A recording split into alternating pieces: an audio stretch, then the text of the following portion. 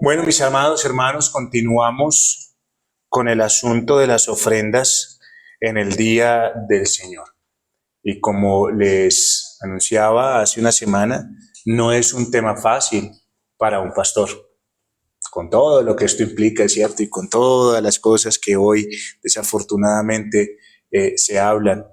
Sin embargo, gracias a Dios que por medio de la palabra, y como hablábamos hace una semana, porque está escrito, lo podemos hablar. Y lo podemos hablar en paz, siempre y cuando haciéndolo con fe y con prudencia delante del Señor. Nos hemos dado cuenta en las dos enseñanzas anteriores que sí podemos considerar las ofrendas como un acto de adoración delante del Señor. Por medio del cual, lo primero que dijimos es que el principio que tenemos para considerarlo un acto de adoración es que Dios es que honrado a través de nuestros bienes. ¿Sí recuerdan? Ese es el principio que usted y yo vimos, tanto en el Antiguo como en el Nuevo Testamento. Pero también observamos que Dios dio responsabilidades y tareas a la iglesia en esta tierra. Y esas tareas de misericordia, esas tareas, hermanos, de caridad, solamente pueden ser suplidas a través de los recursos del pueblo de Dios. El sostén de un ministerio solo puede ser sostenido por medio de ¿qué? De los recursos que el Señor envía a su pueblo. Hace una semana respondimos a la pregunta entonces que nos quedaba por responder de ¿podemos tomar las ofrendas como un elemento constitutivo del culto de adoración? Eso fue lo que estuvimos respondiendo hace una semana, ¿cierto? Para darnos cuenta de si podíamos continuar, seguir o debíamos parar en cuanto a ese tema. Y observamos desde atrás, en el Antiguo Testamento, ¿dónde eran llevadas las ofrendas? ¿A dónde? Al templo. Dios demandó ofrenda y las demandó de muchas maneras, o sea, las detalló de muchas maneras, y esas ofrendas que el pueblo tenía debían ser llevadas ¿a dónde? Al templo. Ahora, ese templo, según lo vimos, era de cierta manera un tipo ¿de qué?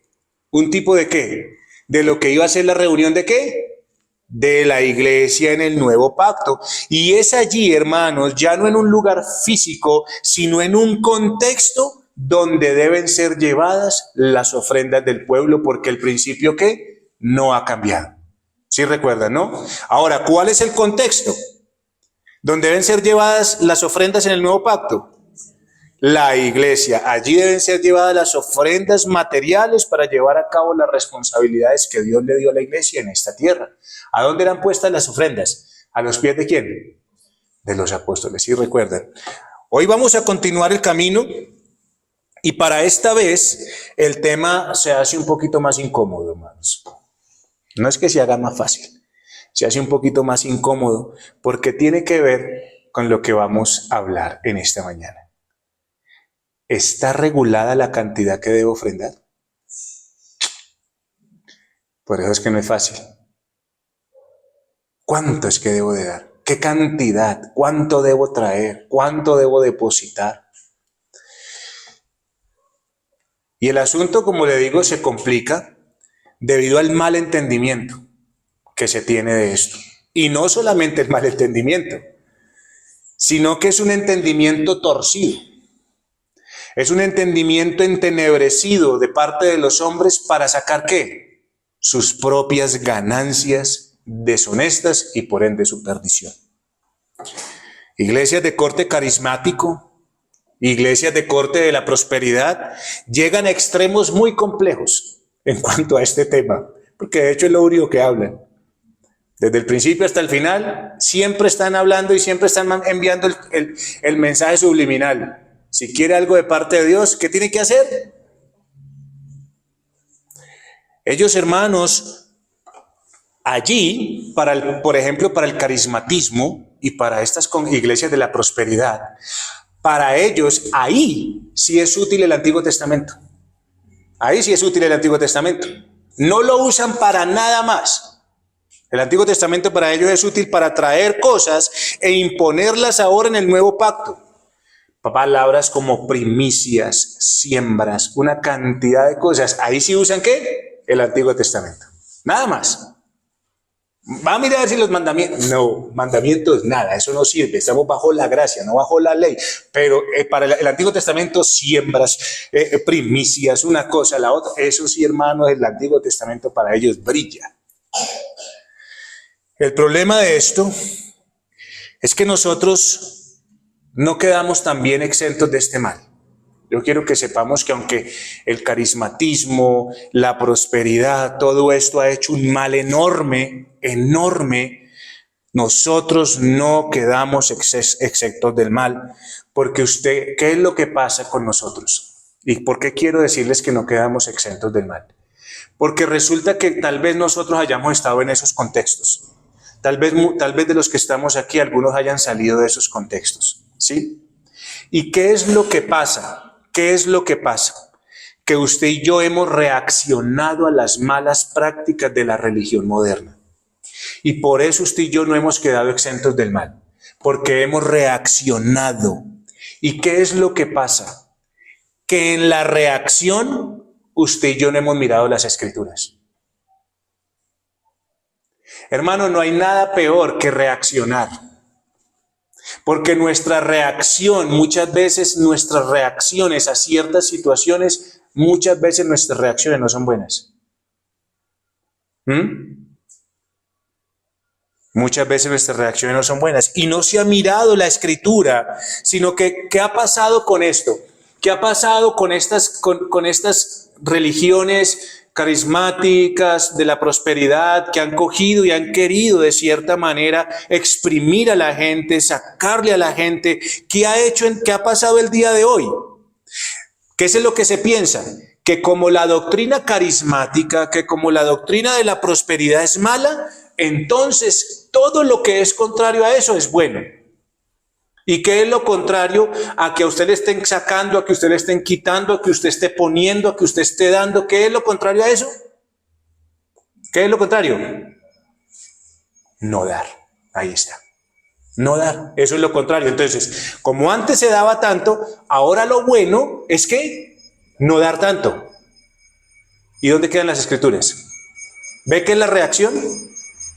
Es la reacción. Entonces se cae en otra serie de errores, como por ejemplo, que he escuchado el día de hoy, Reforma, de que la ofrenda no está, de que la ofrenda no es para la iglesia. O en su defecto, primero se niega la ofrenda, o en su defecto, la gente en las iglesias cristianas traen limosnas que prácticamente vienen siendo nada delante del Señor. Entonces, hermano, mire, por querer corregir una situación que está mal y que nunca vamos a defender como buena, ¿qué es lo que pasa? Se caen otros errores, que no sé si son peores, hermano. Es que esa es la cuestión, que no sé si son peores. Ese es el mal de la reacción.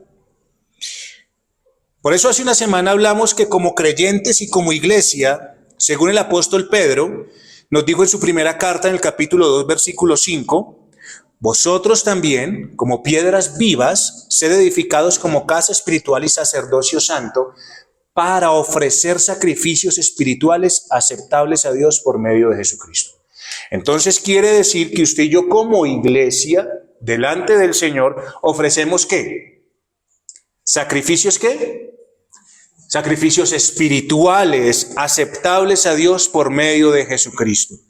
Estos sacrificios que no son solamente ofrendas, cuando hablamos de esos sacrificios espirituales no estamos hablando solamente de ofrendas, sí involucran, cuando hablamos de sacrificios espirituales, sí involucran el aspecto físico, hermanos, sí lo involucran.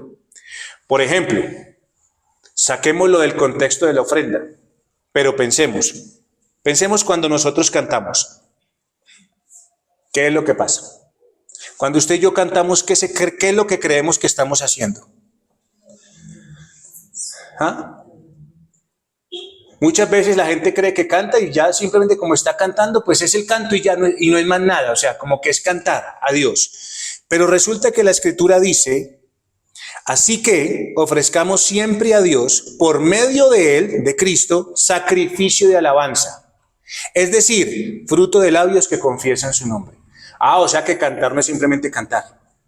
Cantar es un ¿qué? Un sacrificio ¿qué? Espiritual. Que como iglesia usted y yo ofrecemos delante de Dios, pero que se manifiesta físicamente ¿cómo? ¿A través de qué? Del canto que hacemos con nuestras bocas. ¿Ven que entonces cuando hablamos de sacrificios espirituales está involucrado el aspecto físico? No es porque es que a veces la gente piensa que cuando hablamos de sacrificios espirituales es como algo que nadie ve. No, hermanos, yo entiendo, por ejemplo, que nuestra adoración, o sea, realmente la adoración principalmente es espiritual. Y eso es un requerimiento que nunca puede faltar para que usted y yo seamos verdaderos adoradores. Ahora, por ejemplo, pensemos en la oración. ¿La oración es un sacrificio espiritual? Sí, sí, hermanos. ¿Y cómo se manifiesta? ¿Usando qué? Nuestra boca delante del Señor. Muchas veces nos postramos de rodillas delante de Dios. De esa manera se manifiesta ese sacrificio espiritual. Pero hay otros momentos donde usted puede ofrecer ese sacrificio espiritual mentalmente. Ese lo puede hacer. Pero hermano, se manifiesta, o sea, hay una manifestación física de esos sacrificios espirituales que usted y yo hacemos. Así que nos damos cuenta que cuando hablamos de sacrificios espirituales, casi siempre en ellos encontramos una expresión ¿qué? Física.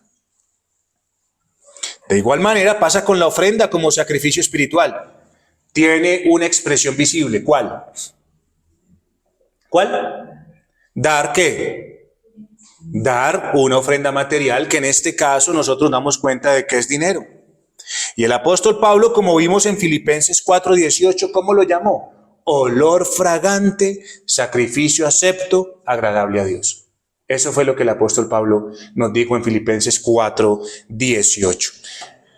Nuestra ofrenda entonces es un ¿qué? Un olor fragante, ¿qué? ¿Agradable a quién? A Dios. Mire que es un sacrificio espiritual. Que como en el Antiguo Testamento cuando llevaban los sacrificios, hermano, ese humo que subía delante de Dios era un olor fragante. Asimismo, cuando usted y yo presentamos ofrenda delante de Dios, es un olor fragante agradable a Él. Ahora, es importante saber que el acto físico, cuando hablamos de sacrificios espirituales, se manifiesta y principalmente se manifiesta ¿de qué manera? Físicamente. El sacrificio espiritual se evidencia de manera ¿qué? Física. Pero es importante que usted y yo tengamos en cuenta lo siguiente, que el acto físico como tal, en el nuevo pacto, en el cual usted y yo estamos el día de hoy, no es suficiente. No es suficiente si le faltan condiciones espirituales, es decir, el corazón. Por eso yo les decía, o sea, ¿podemos estar acá? Sí. ¿Es un sacrificio espiritual? Sí. Pero si no tiene el corazón, ¿qué pasa si no tiene el corazón? Ya no es agradable a Dios, no es acepto delante del Señor. Ahora, un corazón que está en Cristo. Y quiero que observemos lo siguiente en un contexto de iglesia, de ofrenda en la iglesia, y notemos lo que pasó. Vayamos un momentico a la segunda carta a los Corintios capítulo 8, versículo 1 al 5, para que entendamos lo que yo le estoy diciendo. Para que entendamos que aunque esto tiene un aspecto físico, no solamente el aspecto físico es suficiente en el nuevo pacto. Segunda carta a los Corintios 8, 1 al 5. Vamos a ver allí para que usted y yo veamos. Acá está el contexto de la iglesia, ofrenda en la iglesia, y vamos a ver qué fue lo que ocurrió. Vamos a ver qué pasó allí. Están ahí. Miren, por favor. Segunda carta a los Corintios capítulo 8, versículos 1 al 5. Y miremos qué nos dice la Escritura. El apóstol Pablo allí en ese contexto de ofrenda. Asimismo, hermanos, os hacemos saber la gracia de Dios que se ha dado a las iglesias de Macedonia, que en grande prueba de tribulación, la abundancia de su gozo y su profunda pobreza abundaron ¿en qué? En riquezas de su generosidad. Pues doy testimonio, dice el apóstol, de que con agrado han dado conforme a sus fuerzas, y aunque más allá de sus fuerzas, Mira lo que decía, mira lo que estaba diciendo la iglesia. Pidiéndonos con muchos ruegos que les concediésemos el privilegio de participar en este servicio para los santos. Y no como lo esperábamos, sino que a sí mismos se dieron primeramente ¿a quién? Al Señor. ¿Y luego a qué? A nosotros por la voluntad de Dios. Mire, hermano, mire lo que entendió esta iglesia. Una iglesia pobre, que seguramente cuando pasó esto le dijeron al apóstol Pablo, venga, queremos ayudar. Y el apóstol Pablo le dijo, no, los que necesitan ser ayudados son ustedes. ¿Cierto? Porque era una iglesia ¿qué? Pobre. Pero ¿qué pasó, mi querido hermano? ¿Qué es lo que pasa? Que ellos le dijeron, permítenos, o sea, ellos con muchos ruegos, mire, ellos que le dijeron al apóstol Pablo, no venga, así nosotros de pronto podamos llegar a tener, aunque seamos pobres, yo le ruego que se nos conceda el privilegio de ¿qué? ¿Cuál era el privilegio? ¿En qué creían ellos que había privilegio? En dar, ¿sí ve? Ellos rogaron al apóstol Pablo que les diera el privilegio de dar.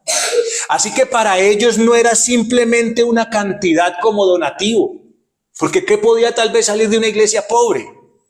Tal vez no era mucho, sino el acto del corazón de dar generosamente. Eso era lo que había en ellos. Ellos tenían un corazón que quería ayudar en el sostén del reino de Dios en otro lugar. Querían apoyar a los santos.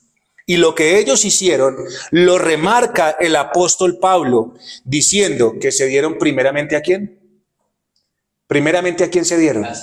Al Señor. Exactamente, hermanos. Ellos dieron todo su corazón. El entusiasmo de dar, el anhelar dar estaba dirigido primeramente ¿a quién? A Dios, hermano. Su gratitud estaba para ¿con quién? Para primeramente con Dios. Dios era el receptor de la gratitud de un pueblo que había recibido un bien espiritual. Y como ellos entendieron que habían recibido un bien espiritual, respondieron ¿con qué? Con lo material. Es lo que dice el apóstol Pablo. Allí este pueblo estaba haciendo un sacrificio ¿qué? Espiritual. Y que en ese sacrificio espiritual, ¿qué fue lo primero que dieron? ¿Qué fue lo primero que dieron? El corazón con gratitud, con deleite y con gozo delante de ¿quién? De Dios. Y eso se manifestó en una ofrenda material. Así que cuando usted y yo traemos la ofrenda, no solamente está, hermano, la ofrenda y ya está. No es solamente una cantidad y ya está. Cuando usted y yo traemos la ofrenda, está usted, está mi Señor y la ofrenda que le doy a mi Señor. Eso es. Entendemos entonces, hermano, que cuando usted y yo nos estamos acercando allí al arca de las ofrendas, usted y yo, ¿qué estamos haciendo?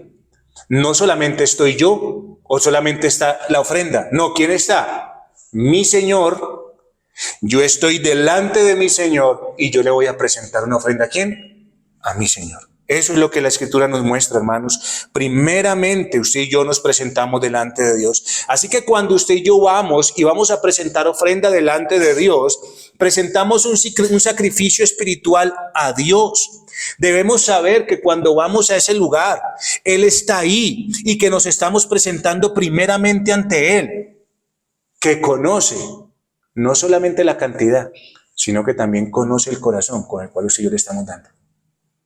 ¿Ven lo importante de esto, hermanos? Así que la pregunta es, cuando usted y yo nos acercamos a ofrendar es, ¿puede ver el Señor gratitud cuando usted y yo presentamos ofrenda? ¿Qué gratitud ve Dios en nuestro corazón cuando presentamos ofrenda?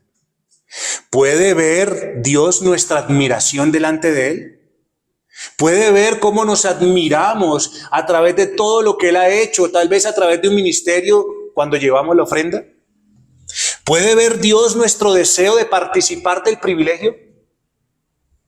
Porque ellos entendían que era un privilegio del servicio, de poder aportar al reino de Dios. ¿Puede ver nuestro Dios un reconocimiento como nuestro único proveedor? Eso es lo que Dios ve. ¿O será que lo único que Dios está viendo cuando usted y yo nos acercamos a las ofrendas es ver que echamos un sobre allí y ya está? ¿Qué es lo que Dios ve?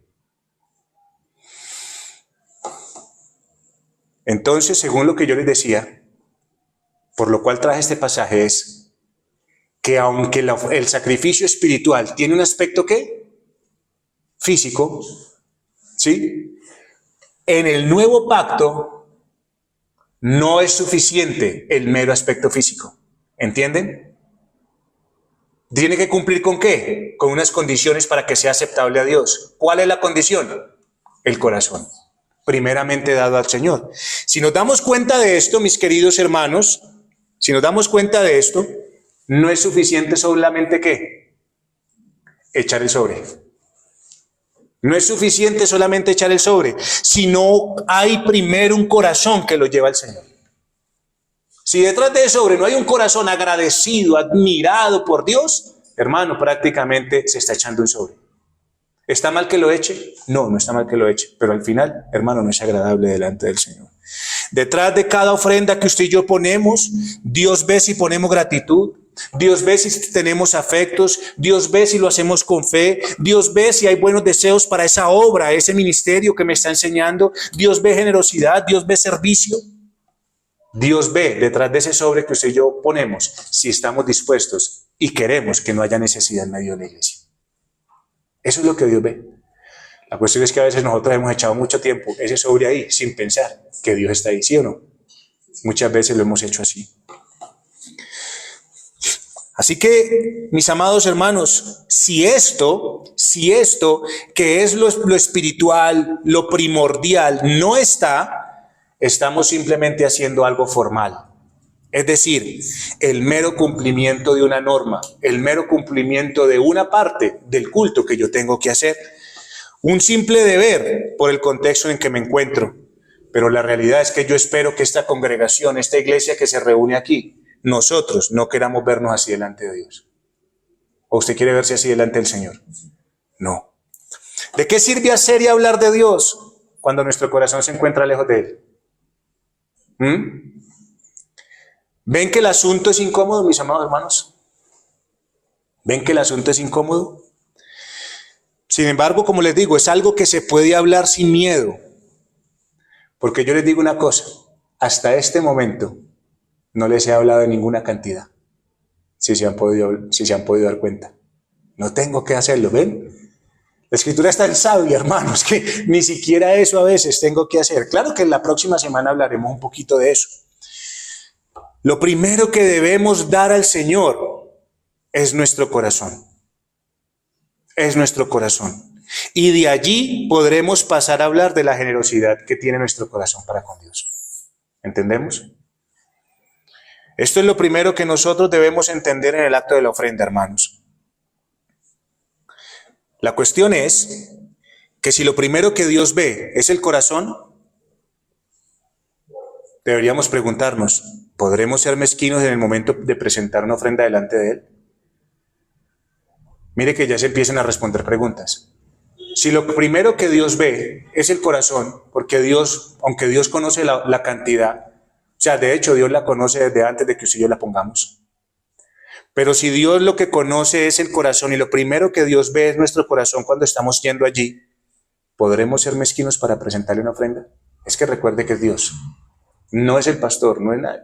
Porque al final, hermano, eso, lo que se llegue se cuenta y listo, ya está. Pero hermanos, delante de Dios podremos ser mezquinos. Sin embargo, hoy desafortunadamente, por la reacción, recuerden la reacción, no olviden ese concepto, por la reacción, desafortunadamente en la iglesia de hoy pasa mucho esto. ¿Mucho qué? ¿Qué pasa mucho hoy? La gente no da. Hay mezquindad, exactamente. Y más en nuestro contexto latinoamericano, hermanos. Más en nuestro contexto latinoamericano. Por ejemplo, ¿hay librerías de sana doctrina? Sí las hay. Gracias al Señor. Pero ¿sabe por qué las hay? No porque usted y yo estemos donando o comprando muchos libros. ¿Ven? ¿Sabe por qué las hay? ¿Sabe por qué? Por causa de las ofrendas y financiamiento que viene de arriba, de Estados Unidos, de Europa, pero no del financiamiento que nosotros mismos damos a la iglesia en este lugar. Hermanos, hoy hay seminarios, y aunque no estoy de acuerdo con esos seminarios se sostienen por la manera generosa en que la gente da, no de lo que usted y yo hacemos aquí. Hay muchos pastores fieles que tienen que subsistir con el trabajo de sus manos, porque las congregaciones no son conscientes de ello. Hay congregaciones que tal vez se puedan acostumbrar a vivir de una manera muy mediocre. Si el pastor me da una enseñanza o dos, pues al final es el que tiene que hacer la cosa. Pero no se dan cuenta realmente si el pastor tiene el tiempo para dedicarse solamente para la iglesia, el bien que esto puede traer a mi alma. La obra de misiones. ¿He escuchado misiones? Esa obra de misiones sí que es difícil hacerla aquí, porque sería enviar a alguien a pasar necesidades. Pero eso no pasa en el extranjero, hermanos. Y la pregunta es, ¿qué será lo que ellos entienden que nosotros todavía no? Ellos entendieron que estaban era delante de ¿quién? De Dios y no delante de los hombres. Entonces, en reacción al mal, ¿qué ha hecho la religión moderna con todas sus codicias avaricias? Mire, en reacción al mal que ha hecho toda esta religión moderna, de hecho en estos días escuché a Lady, y de hecho lo leí en las noticias, de que hay un hombre, un pastor, vendiendo metros en el cielo.